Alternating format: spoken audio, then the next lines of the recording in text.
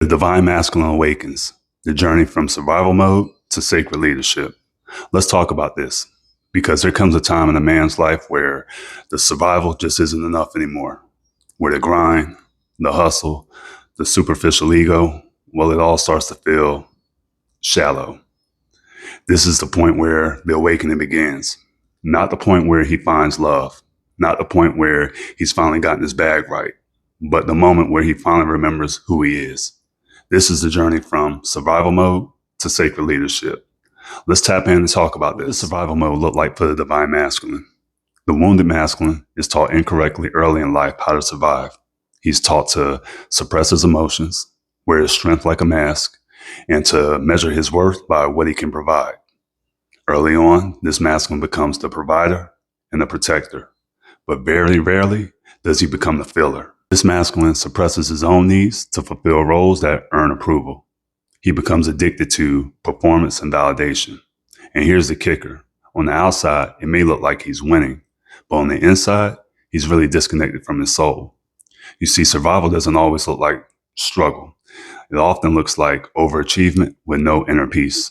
Trust and believe at some point, this masculine will hit a wall where he'll realize that old ways will no longer work. In this awakening, it doesn't happen gently.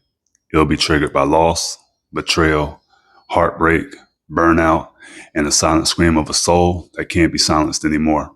This masculine will start to question all the belief systems that he once worshipped. He'll see through false friendships, manipulative relationships, and his own avoidance tactics. It's at this point in the journey where the divine masculine realizes that power isn't dominance, success isn't alignment, and silence isn't strength.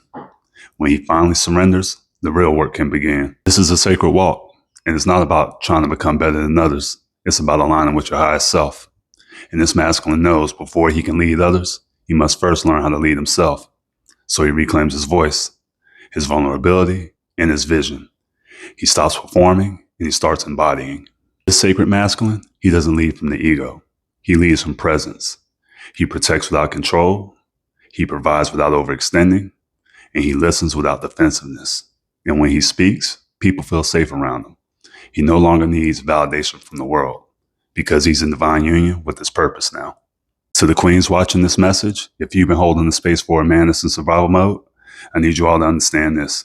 You can't rush this awakening process, but you can witness it without dimming your own light. You see, the right man, when he's ready, he's going to meet you soul to soul, not role to role. And when he does, when he is ready to step up to the plate, not only is he going to want to be with you, he's going to want to build with you.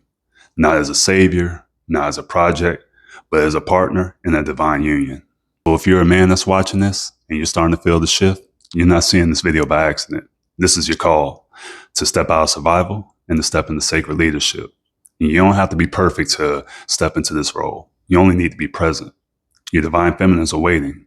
So when the divine masculine awakens and this union happens, the world begins to heal through your example. Own your energy, walk your path. If you found this video helpful, please like, share, and subscribe to keep up with more content on holistic wellness, healing, and transformation. As always, I'm sending you all love and light. Can't wait to see you on the next video. Take care, my friends.